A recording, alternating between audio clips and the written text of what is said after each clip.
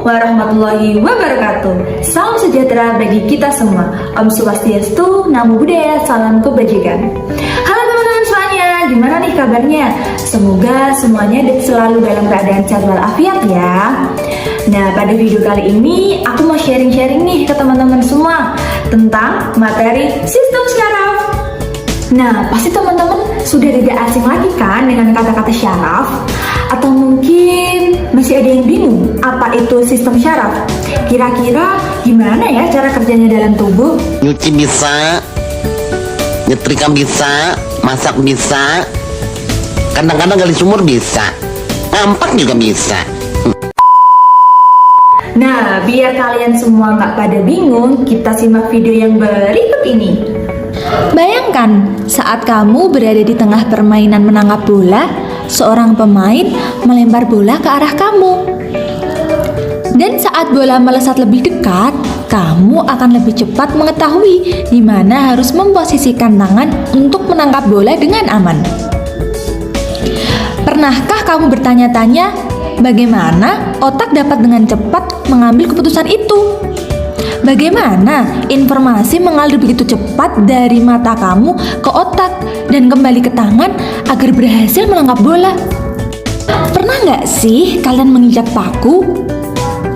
Apa yang kamu rasakan saat menginjak paku tersebut? Bagaimana reaksi kaki kamu ketika menginjak paku tersebut? Tentunya kamu akan dengan sangat cepat menarik kaki saat tidak sengaja menginjak paku tersebut. Jadi, bagaimana neuron mengirimkan sinyal atau potensial aksi ini? Oke, peristiwa-peristiwa tersebut akan kita bahas lebih rinci melalui video kita kali ini yang akan membahas mengenai sistem syaraf atau neuron. Kita semua tahu bahwa sel saraf merupakan sel yang menghantarkan listrik di tubuh kita. Otak kita terdiri dari sekitar 86 miliar sel saraf yang bekerja sama dalam menerima maupun menghantarkan impuls antara otak dan seluruh bagian tubuh lainnya. Tapi sebenarnya gimana ya cara kerjanya? Kita cari tahu yuk gimana cara kerjanya. Oke teman-teman, pertama kita harus kenalan dulu nih sama struktur dari sel saraf. Dan apa aja sih bagian-bagian dari struktur sel saraf tersebut? Dan bagaimana ya fungsinya dari masing-masing setiap bagian tersebut? Nah, berikut adalah gambar dari sel saraf di mana memiliki beberapa bagian, yaitu ada 8 bagian, terdapat nukleus atau inti sel, terdapat dendrit, terdapat badan sel, terdapat sel squam, terdapat sinapsis, lalu ada selubung myelin, terdapat nodus renfir, dan yang terakhir adalah akson. Nah, berikut dari ke-8 bagian tersebut memiliki tupoksinya atau job desk masing-masing, di mana satu dan satu lainnya memiliki koordinasi masing-masing sehingga dapat mengantarkan impuls listrik ke seluruh tubuh. Nah, kira-kira apa aja ya fungsinya? Kita simak dan kita bahas bersama. Pertama, kita kenalan dulu sama si akson nih teman-teman. Bagian ini bertanggung jawab dalam transmisi impuls listrik dari satu sel saraf ke sel saraf berikutnya yang akan berujung ke target akhir, yaitu organ ataupun otot. Setelah itu, kita kenalan sama dendrit.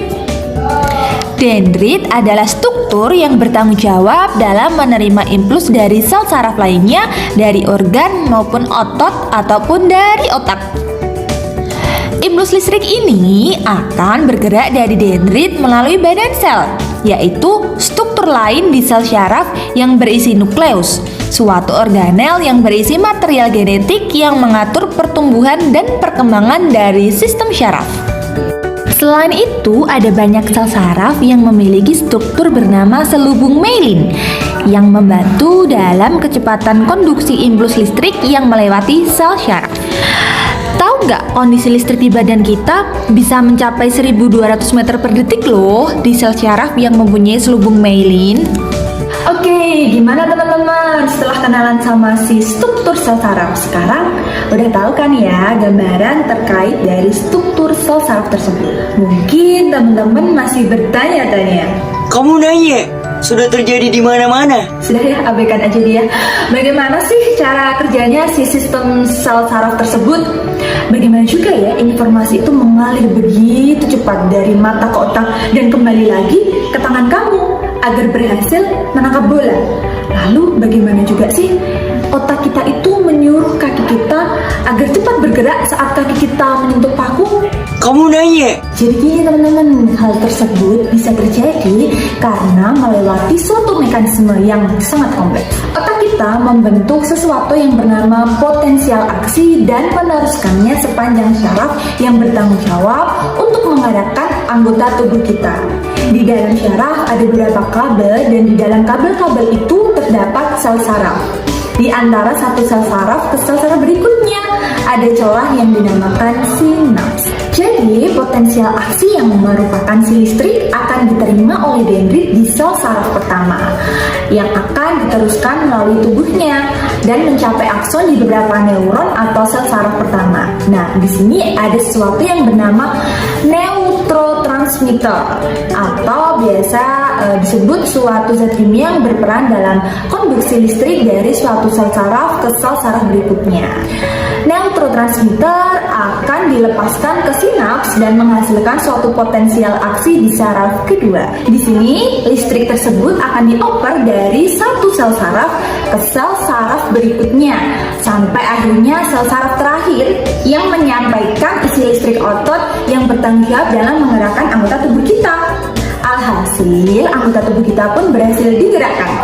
Melalui pengertian proses ini lahirlah nama neuron. Dengan harapan kami dapat menerima informasi, mengolah informasi, dan menyampaikan kepada kalian. Gimana teman-teman setelah ada penjelasan mengenai mekanisme kerja dari si sel saraf tersebut?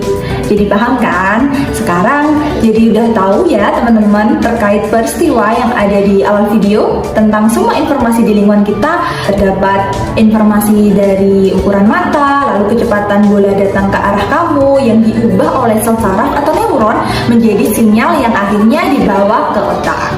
Demikian pula informasi dari otak kita ke tubuh kita, seperti perintah untuk menggerakkan tangan kita ke lilasan bola juga dikirimkan dalam bentuk sinyal-sinyal ini. Sinyal listrik ini disebut dengan potensial aksi atau impuls saraf. Karena sinyal ini bersifat instan, otak kita dapat membantu kita dengan cepat mendeteksi dan merespon hal-hal di lingkungan sekitar kita, baik itu yang baik maupun yang buruk. Berkat sifat cepat ini dari sinyal tersebut. Hal ini juga bisa dikatakan saat teman-teman tidak sengaja menginjak paku. Nah, teman-teman dengan akan sangat cepat mengangkat kakinya. Nah, hal ini sangat berhubungan dengan sistem kerja sel saraf tersebut. Seperti halnya saat kalian merespon chat gebetan, pasti sangat cepat bukan?